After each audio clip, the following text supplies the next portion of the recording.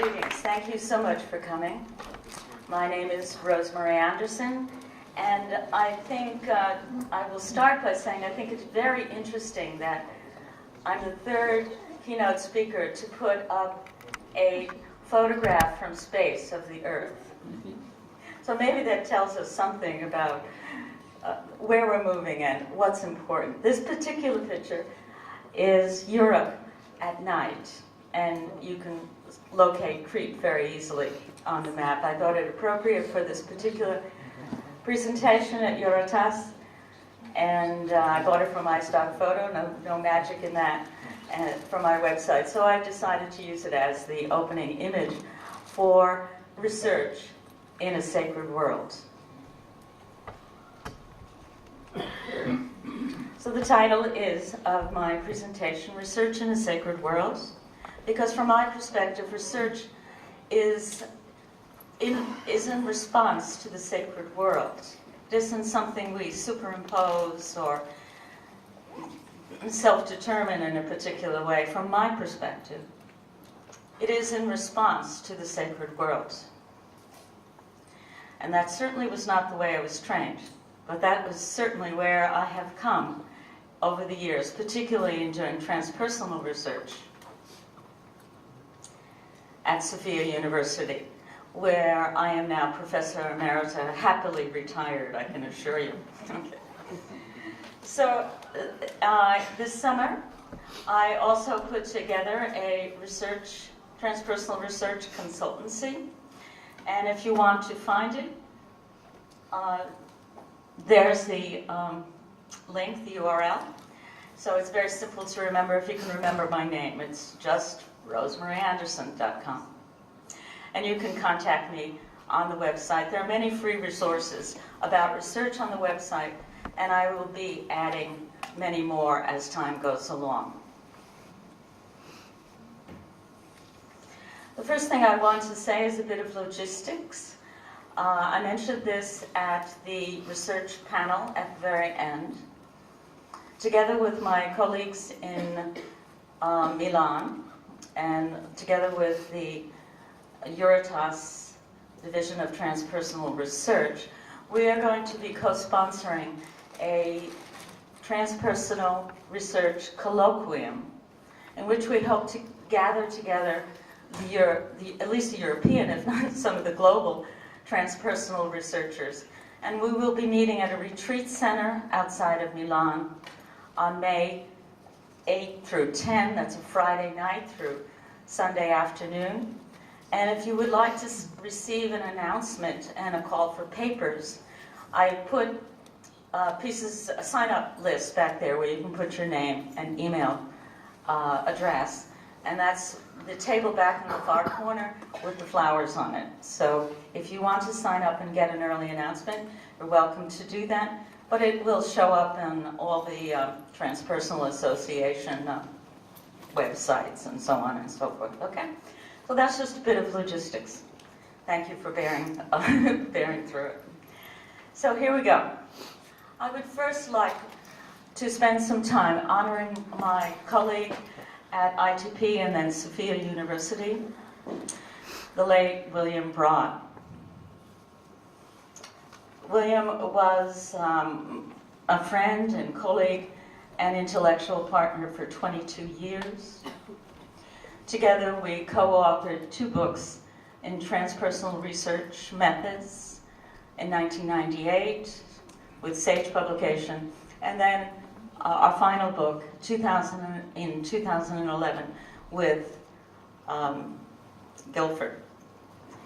Sorry, that was the other book, SUNY University Press. Okay, so the 2 books were 1998 and 2011, and we had a very unique and special relationship. Of course, he was a very special person, and we came to ITP, later Sophia University, on the same year, in 1992. We joined the core faculty, and that began an intellectual partnership that was certainly a blessing in my life. Both of us were trained as experimental psychologists. William Broad was trained at the University of Iowa, known for its, hard-nosed behaviorism. I don't know if you know who Gordon Allport is. He's an experimental social psychologist, very famous man, and he referred to the universities in the American Midwest as Dust Bowl behaviorism, after the Dust Bowl of the Depression era. And very much the universities in the American Midwest were very conservative when it came to research methods. I went to the University of Nebraska, not far away, although we never met during that era. We did overlap in time, slightly. I was in Iowa as a college student, actually, when he was at the University of Iowa. I was at a small private college. And my training also was classically conservative. I was an experimental social psychologist. I wasn't what William affectionately, and many affectionate people call, William was a rat runner. So by the time we got to ITP, we both had changed a great deal, believe me, but between the eras of the late 60s through 1992, and then progressively over time. But that's where we began. We were experimental psychologists. It was the era of experimental psychology. If you know who Hull and Spence are, they're classical learning theorists. That was William's training. And I confess that I was trained initially as a Skinnerian. It's true. It's true. Okay? And, it's just true. That was what we were trained as. And for a Skinnerian, the only thing that is acceptable as data is what you and I can agree we see or hear. That excludes all inner experience. So you can see I have come a long way to be dealing with qualitative research, which it requires the analysis of subjective experience, as described by the research. Now, my training was not in any way unusual for that era. I was trained mostly like everyone else in that particular era.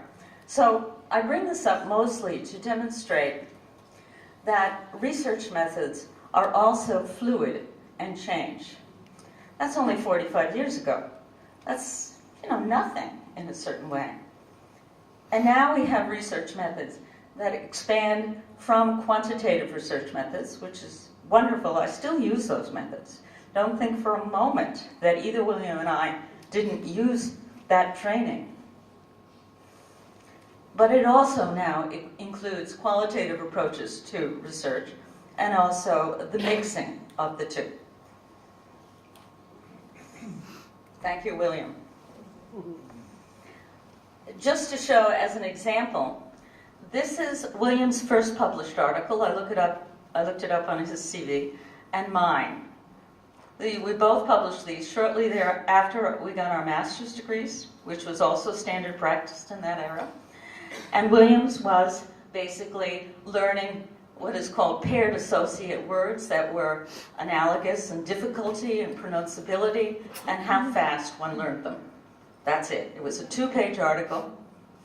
And mine was, my first publications were actually in genetics and behavior genetics, and mine was on Drosophila. Do you know what Drosophila are? Fruit flies. And so, things have changed, not only in my life, but I looked at behavioral patterns of courtship, patterns of male Drosophila attracting female Drosophila. It's really true, okay? And that was a 1-page article, okay? All right. I'd like to talk a little bit about the so-called divides within research. The things we tend to think about as polar or different, very, very different. I address the first one, which is the quantitative versus qualitative divide. During the research panel, I talked about this a little bit. frankly, from my point of view, this divide really doesn't exist, except the fact that your main data in quantitative research is numerical, it's numbers. However, you make a lot of qualitative judgments, subjective judgments, when you choose your assessments, you design your research, so on and so forth. I won't go into that because I talked about that the other day. The same thing applies to qualitative research. When one does qualitative research, one is making quantitative evaluations. You're counting things, you're looking at patterns, you're looking to see how many interviewees share the same kind of phenomena or description. So the divide between these two is a bit arbitrary. It's just sort of a convenience. The human mind likes to polarize things, and that is something that isn't always very helpful. Now what we have is a situation within, certainly the American Psychological Association, and very much in the British, among British researchers, where we are mixing quantitative and qualitative approaches to research in the same design or sequentially, one study following another. And this is very common now, and there are very good procedures for doing so. Another one of the so-called divides from my point of view is the objective versus the subjective. I've heard other speakers address this, so I'm not going to go into it in any great detail. But the fact is that I know I'm not a Skinnerian anymore. The reality is that what I see has a lot to do with my experience, and how I interpret things is going to rely on my experience. Those are subjective judgments. Objectivity has a certain certainly is important to be rigorous in the way you collect data and analyze it, and all of that is very, very fine and good and appropriate. And we need to respect the fact that there is an interpretive element in all the things that we see. We see, to some extent, to a large extent actually, what we already know. So we have to almost break through our preconceived notions, even when we're looking at data. This is a very important thing, and an aspect of intuitive inquiry, which is my own research method, that in many ways research is about breaking set with tradition in order that we don't just keep on recapitulating the same old findings, reinforcing the same old findings. Sometimes that's very good, sometimes it's not so good. So there's a lot of discernment and interpretation and evaluation that has to go on in the course of any study. And this has always been true. This is nothing new, actually. It's just that we're more aware of it now. The second so-called divide, the third so-called divide that I've listed up there is the difference between clinical and research. And this is really unfortunate, that clinicians often think about researchers as on another planet or something. They're dealing with numbers, collecting data, and all that sort of thing. And researchers wonder what clinicians do all the time. What are you doing talking to people day in and day out? And I'm really serious. That's how clinicians, researchers, historically have wondered, what are they doing? So this is an unfortunate divide, and I think we're getting over this one at least. The fourth up there is matter versus spirit. I don't have to talk to a transpersonal audience too much about this, but the idea that matter infuses spirit and spirit infuses matter is inherent to the field of transpersonal psychology. We all know this. And the last is what I call the mental versus the embodied. I was trained very much to prefer the mental. Only those things that I could describe in operational, conceptual, measurement terms were the kinds of things that I could put into a research study, both in terms of my independent variables and my dependent variables.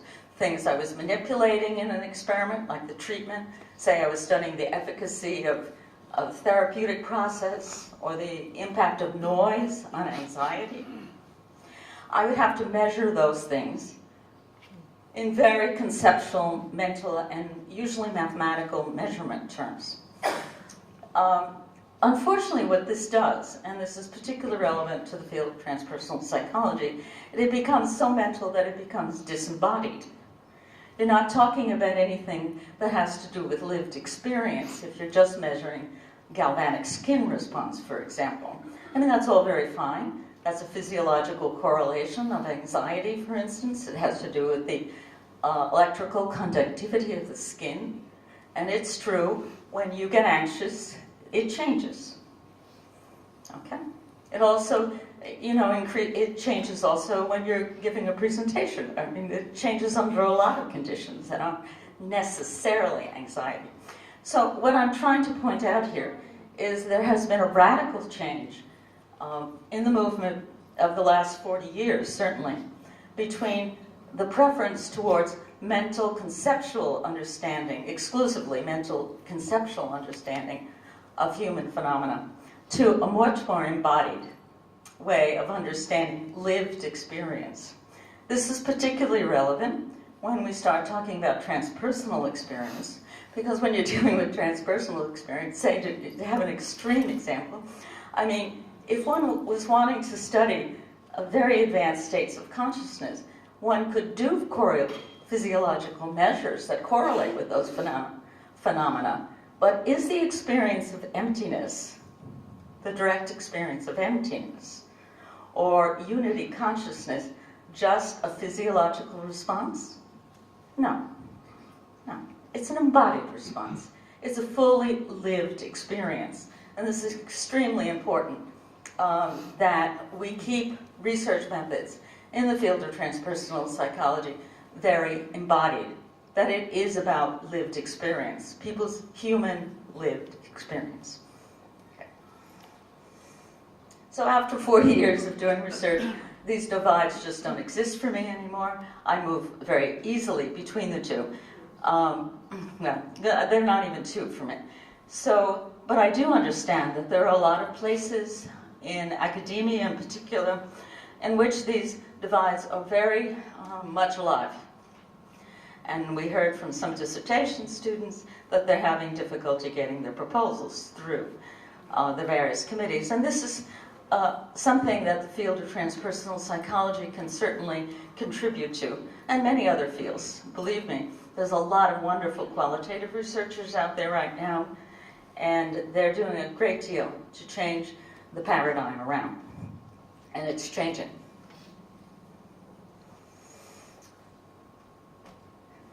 When I was writing this presentation, or the PowerPoint anyway, I was just saying, what am I going to call this presentation?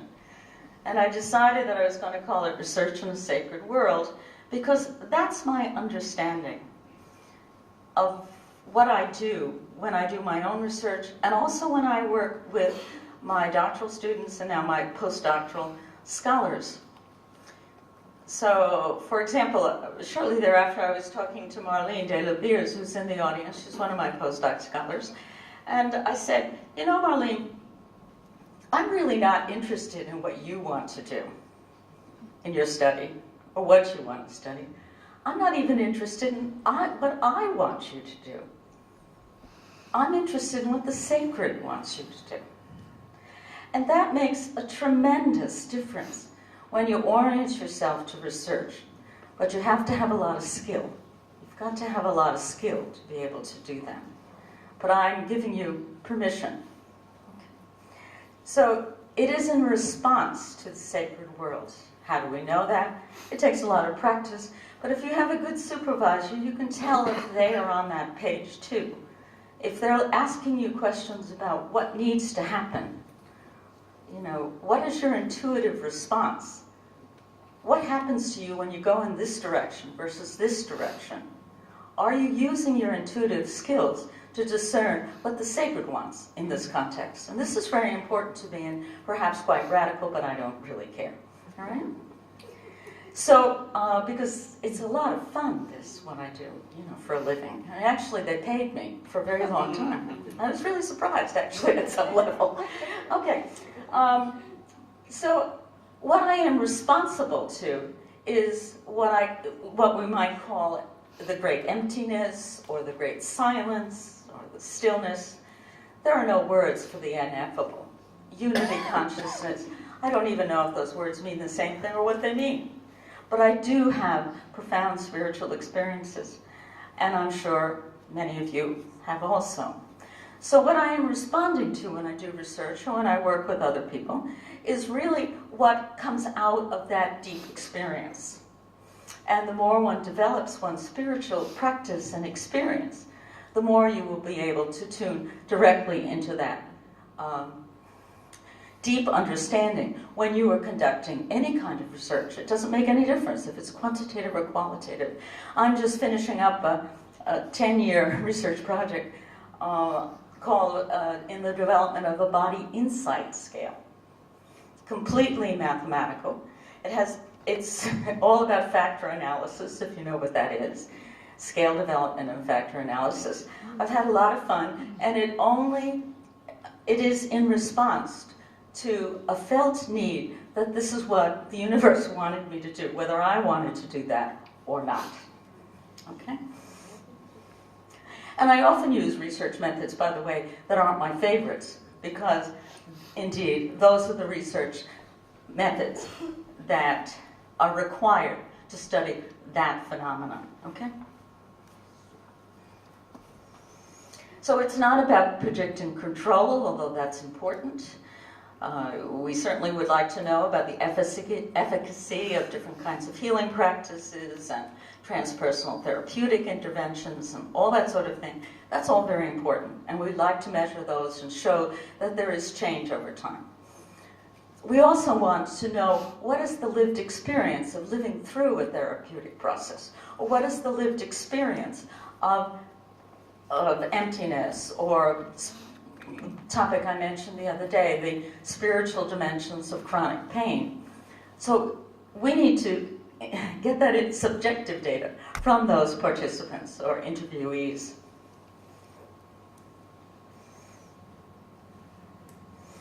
And this, I don't know if you can see the green. Can you? It looks a little, it's okay.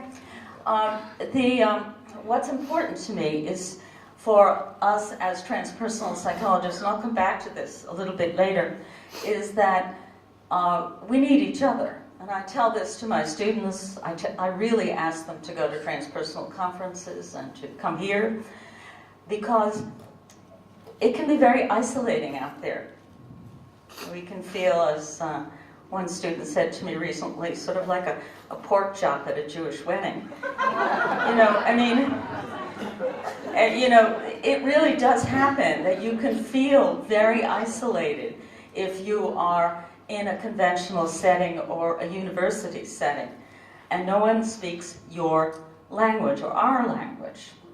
It's changing, but it's changing slowly. Okay? So it's really important that we are in dialogue with each other, and of course now with the internet, that capacity is so much easier on an ongoing basis. All right. I want to talk about this quickly. I want to talk about different kinds of qualitative research methods so that you at least have the names in your mind. Qualitative research methods have really developed radically, and they're since the late 60s in particular, through the 90s. There's something like 200 qualitative methods out there right now. More, probably one every day or something. I really don't know. But it's a rapidly developing field to develop qualitative methods. I contributed my own, so did William Broad. So I'm just going to go through the list and give you some distinctive features. Phenomenology. That was probably the earliest, although grounded theory. It was also initiated in the late 60s. Phenomenology was primarily advanced initially by Amadeus Giorgi, who is still alive. He's an Italian gentleman and living in the United States, and was very much at Duquesne University. And many others also joined the phenomenological research method movement. The distinguishing feature of phenomenological research is the lived experience, that you describe in depth the lived experience of a particular phenomenon, whatever it may be. It may be walking in the wilderness, or the spiritual dimensions of chronic pain. It could be many things, or sacred tears. I did research on sacred crying, basically, weeping with your entire body. So you would ask people to describe that, or find archival data, mystical texts that describe that phenomenon, for example, and then analyze that text for the lived experience. Grounded theory. There's this Glaser and Strauss, two men in the late 60s who developed grounded theory, and now the leading grounded theorist, I think, is Kathy Shammas. Grounded theory is an inductive method, and it starts with a very wide scope, collecting qualitative data from many sources, and you go upwards to theory. So it reverses the hypothesis testing paradigm of the way I was trained, for example, to have a very specific hypothesis. You test it, you find out if you can reject the null hypothesis, and then you build theory in that very particular way. Grounded theory, on the other hand, builds upward. So you start with a very broad base, and you build upward. Ethnography comes out of anthropology. It's a very wide and broad approach to research, and mostly about field research in other cultures. But you could also analyze the conversations that take place amongst the men in the fire station. So there are a lot of things that could be done with ethnography as a field research.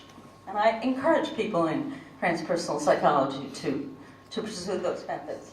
Case study comes out of medicine and sociology. You look at a particular case in depth, either a particular person or a particular phenomena or event that's unique and important. Narrative research looks at the stories that people are told about particular phenomena. It's a rapidly expanding method. Lots of people are using it now to study the storied nature of human life. Heuristic research was initially proposed by Clark Moustakis in the United States. This particular method uses the experience of the researcher as the platform for understanding the phenomenon. So it's more subjective even than, say, phenomenology. And it's good for certain topics. It really is helpful to put up front your particular lens or interpretation, and then test it, evaluate it as you go along. Art-based methods are very popular these days, and it includes the use of art in collecting data. So you might have your participants draw pictures or mandalas, or make sounds, or sing songs. I mean, there's a lot of things that you could do with art-based methods, and that becomes data that you analyze. Then there are two hermeneutical approaches. One is very popular in the UK in particular, which is called IPA, or Interpretive Phenomenological Analysis. And again, it is important because it places the researcher in an interpretive context, much in the tradition of Gadamer and Schleiermacher, who are European phenomenologists in philosophy. And then there's my own method, which is intuitive inquiry. Intuitive inquiry is also a hermeneutical method.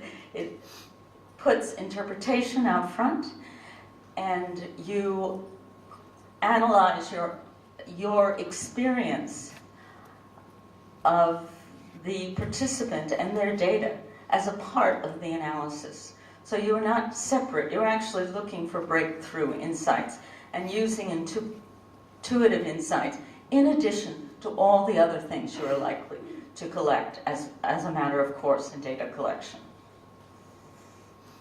I'd like briefly to talk about quantitative research and to highlight two researchers who I think have done wonderful things in the development of assessments of spiritual development.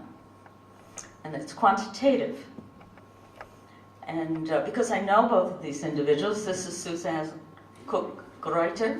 She lives in Massachusetts, and she has developed a really wonderful scale for spiritual development. And I know, having spoken to her and heard her speak, that she herself has a great deal of spiritual development, otherwise she couldn't possibly have developed this scale.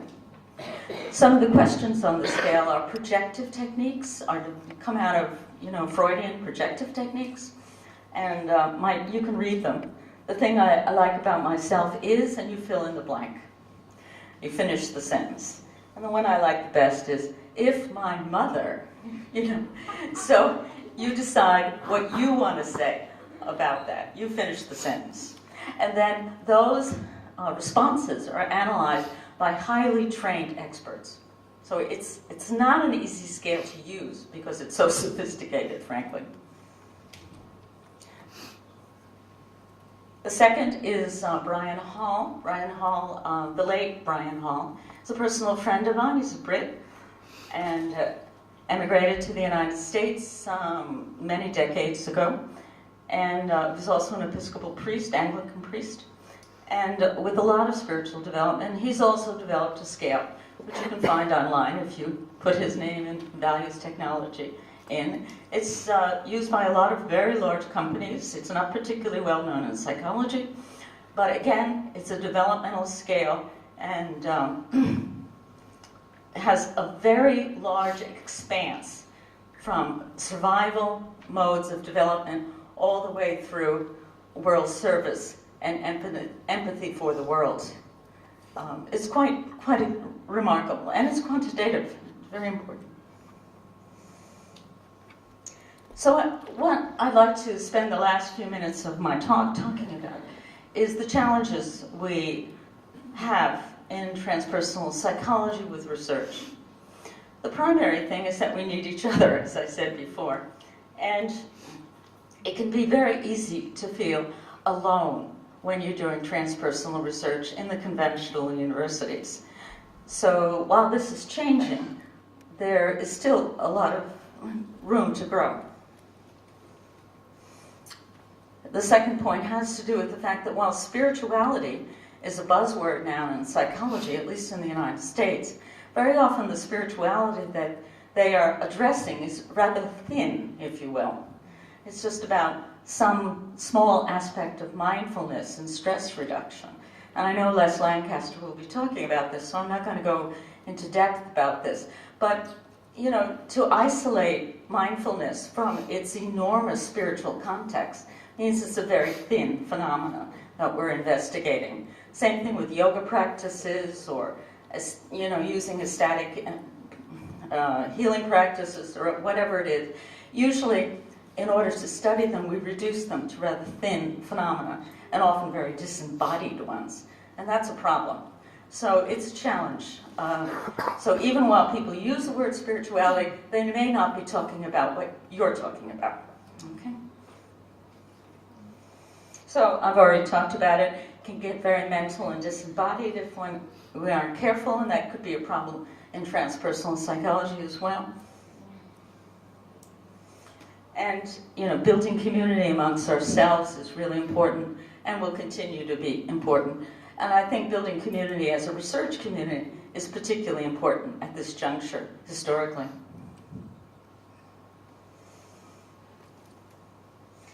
So what is our challenge? For me personally, the challenge is to remain spiritually authentic in my own spiritual practice and in the way I relate to my research supervisees.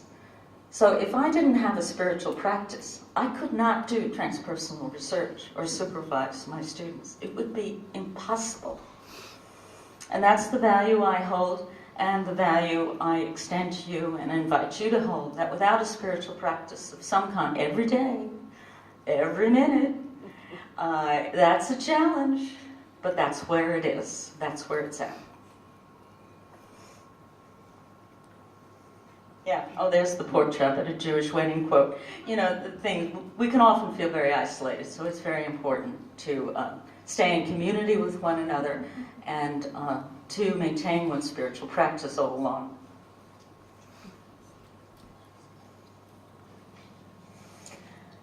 So, you know, when we're out in the world and when I go to APA meetings, I have the advantage, admittedly, that I can talk their language. I have quantitative background, I bore you to death.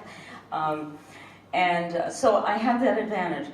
But I would also say that all of you can learn enough statistics and procedures that you can talk that language too, at least well enough to communicate your findings and to understand the data of others. And I really would challenge you, because there is a hesitancy amongst transpersonal researchers to do anything quantitative.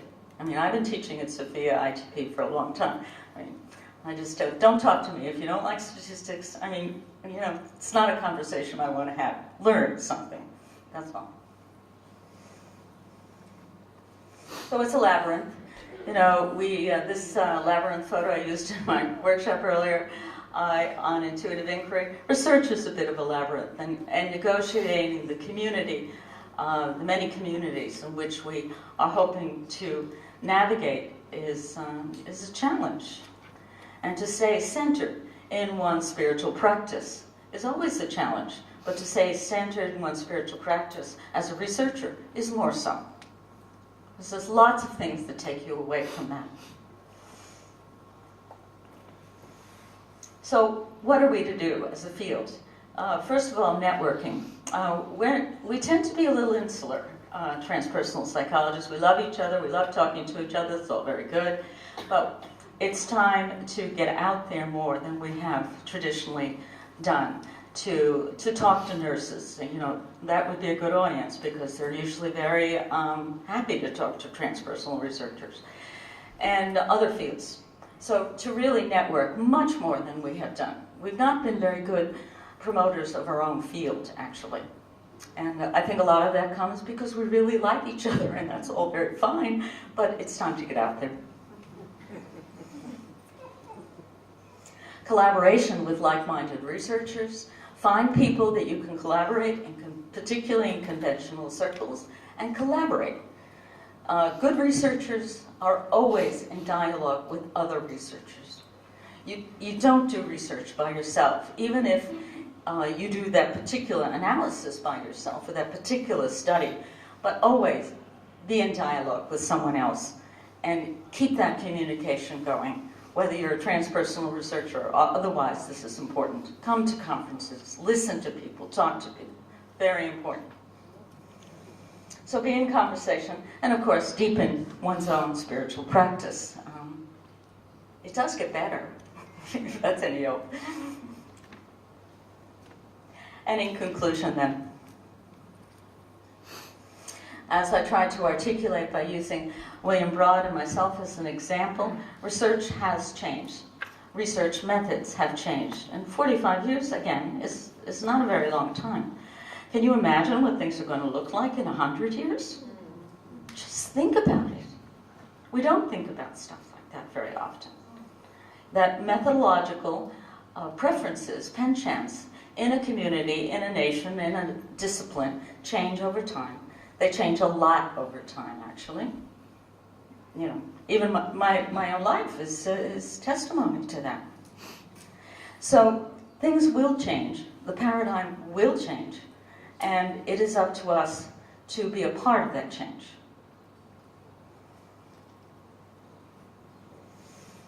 And the good news, because that's mostly I've been talking about the hard work, but the good news is that research is so much fun. It is so much fun. I've had such a good time.